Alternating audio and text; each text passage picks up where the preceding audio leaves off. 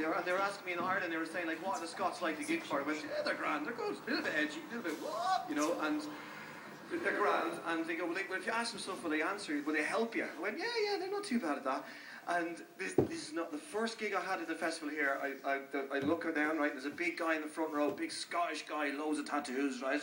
And he had them on him, he wasn't holding them, he was actually on them. And so he was there, and then I looked around, and like I said, there's only Australians here, because I do a lot of stuff in Australia, and there was 4 Australians in the corner, and I went, oh, where are you from, right, where are you from? And they said, oh, Canberra, Sydney, Perth, and Adelaide. I went, oh, brilliant. So they throw the Scottish guy. I went, what's the capital of Australia? Thinking he'd say Sydney, and he looked at me and went, who gives a shite, right? That's the guy that helped me get off Scottish people. Don't give a shite, don't care. And he even pointed at the area in case they didn't understand who was saying it. He was going, who gives a shite? These 4 people here, I don't give a shite about your country, alright? Didn't know it was going to be a Q&A tonight. What the hell's going on? It's brilliant, and I was in England, right? Because I live in Ireland. I was going back and forth all the time. That's what I do. But this time I was in a sitcom, and I had to stay in England for about 6 months, right? And all the English people here, well done, God bless you. But your country is odd. It is an odd place, right? And listen to this, Scotland, right? In England, they have rules, and they follow them. Did you hear what I said? They follow them. I am not joking you. They do as they're told all the time. It's the weirdest shit you'll ever see in your life, yeah? If there's a new arrow at the end of the road in England, they'll follow it. No questions. Immediately they go, oh, there's an arrow. Oh, fantastic. Don't know why. It's good as it. Don't know where Robert is. There's another arrow. What's the arrow? Another arrow? Don't know. Doesn't matter. It's very busy. Let's keep together. Then ready? Pull the arrow. Pull the arrow. Pull the arrow. Here, oh my God, in Scotland, you stick up an arrow, they go, oh, I'm going this way. Not going that way. I'm going this way. There's no way I'm going to follow that arrow, you pointy bastard. I'm going that way. The arrow. I'm not following nothing. This is the way I'm going, alright? You go that way and you fall down a manhole into a sewer. Scottish person going, let's go. This is the way I was going anyway. Doesn't matter. I actually wanted to go through the sewer. Just walking through shite. It's for pure spite you won't get out of the sewer. I love shite. I love walking in shite. In the dark. Bloody arrow. Ah! Yeah, and so the rules here are weird. It's just like, you're like Ireland, you just like, get on with it, just like whatever, and so at the start, I brought the show up here, and I had like a load of props, and they were coming up from England, and so we brought them in, and whatever ones I wasn't going to use, we had to send them back to England, right? So my English agents went, okay, we're going to send DHL to go and collect your props, and by the way, will you weigh them and see how much they weigh exactly and how big they are, because DHL won't take them, right? And I went, I'm in Scotland, they're not going to give a shite, seriously, don't have to really do that. And they went, yes, you will. So they went, like in England, if the box is 23 kilos, and if it goes over, DHL will not collect it, right?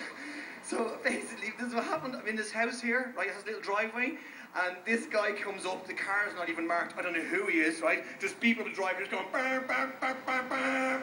Gets out of the car and goes, hey, DHL!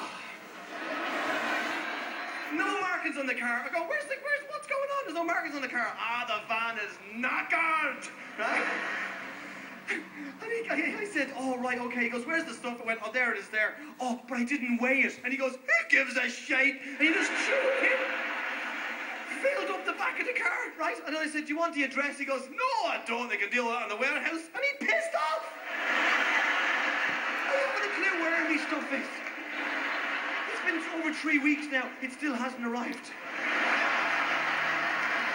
Thanks a million for having us. Good night. Have a good time. See you later.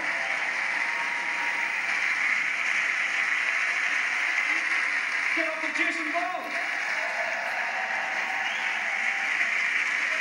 Come on, French people. Get up for Andrew Waters.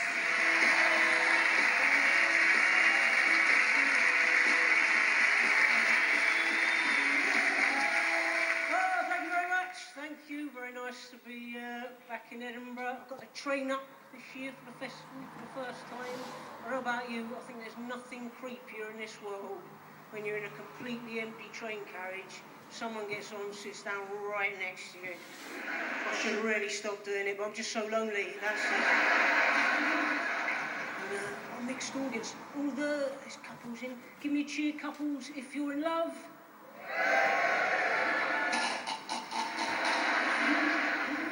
Anyone going out with someone uglier than them? There's a few people. It's the best policy. If you go out with someone better looking, you can't relax, can you? The whole time you're on edge, trying to be something better than you are, thinking they're just going to run off with someone else. Eventually they do. But if you go out with someone ugly, do what you like. Just walk around the house all day in your underpants, or food smeared all over your face. Andrew, can you put some trousers on, please? What are you going to do if I don't? I'm going to leave you. Good luck with that. We both know that's just going to end with you dying alone. I think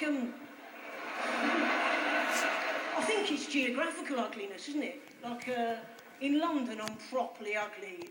London seems to attract young, glamorous, ambitious people. I'm walking around London, I'm a creepy-faced little man. The further north I go, things improve. Nottingham, I'm average. Hull, above average. If I make it all the way to Aberdeen, I don't really want to hear this, Scotland. The truth is, I'm practically a male model.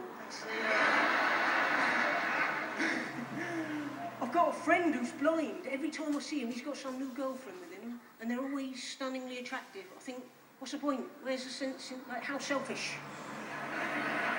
Well, means go out with someone fragrant smelling with a wonderful personality. You don't go out with someone good looking, you can't see him, your eyes don't work, do they? Come on. If I was deaf in both ears, I wouldn't go out with a French lady. What's the point of me going out with someone with the world's filthiest accent if I can't even hear it? If I was deaf in both ears, I'd at least have the common decency to go out with someone from Birmingham or South Africa. That's the least alluring accent. I defy anyone anywhere to be seduced by a South African accent. Excuse me, sorry to bother you. I was just over the other side of the room, couldn't help but notice you. I wondered whether you might want to come back to my bed and breakfast, have some sort of sexual intercourse of some description, possibly perhaps. You better say yes, I've done, I will shoot you in the face. Oh, I don't want to offend anyone tonight. I want to be careful not to. It's, Oh, see, you've got to be really careful. People are offended by different things, aren't they? Some people say you shouldn't make jokes about fat people. I think it depends on context, doesn't it? If you were to say to a fat person, can I make jokes about you? They'd probably say, no, how dare you, who do you think you are? If you were to say to a fat person, can I make jokes about you if I give you this biscuit? They'd probably be fine with it, wouldn't they? No problem. Got to keep it clean tonight. It's going on the television. It's pretty bleak seeing yourself on television, if I'm honest with you, because you see yourself from an outside perspective. See yourself as other people see you. Oh, that's me, is it? How disappointing. Look at the state of me, barely human. I look like I've been crafted out of pate. Look at me. All I hear is like a discount leftover Halloween pumpkin that's been kicked around someone's back garden for months and then trampled all over and left to right in the sun. Look at me. I look like I've been sent down from outer space to invade the earth with ropey comedy. Honestly, I see myself on television, I'm appalled, disgusted, repulsed. Most of all, I'm slightly afraid to switch off in case it somehow affects the ratings. It's not a healthy mindset, is it? I wish I could make a big entrance when I come on stage as well. I tend to just shuffle on a little bit awkward and embarrassed. I wish I could just sort of glide on with an arrogant swagger, but there's too much arrogance in the world, isn't there? When I meet someone who's a little bit full of themselves, I think, what have you got to be so pleased about? You don't know what you're doing here in this world, you don't know what your purpose is, you don't know what's going to happen here from one day to the next, you don't know what I'm thinking, you don't know what anyone else is thinking, you hardly know what you're thinking yourself. All you know is one day, somewhere, somehow, you're going to die. In that moment, your sphincter's going to loosen, probably going to soil yourself, some poor bloke's going to have to come along, clean up the mess, probably for minimum wage. So I suggest you take the smug grin off your face, the narcissistic twinkle out of your eye, and adopt an embarrassed expression of fear, trepidation and self-loathing, because you're the same as everyone else. Death is coming for you. When it comes, it's bringing in dignity.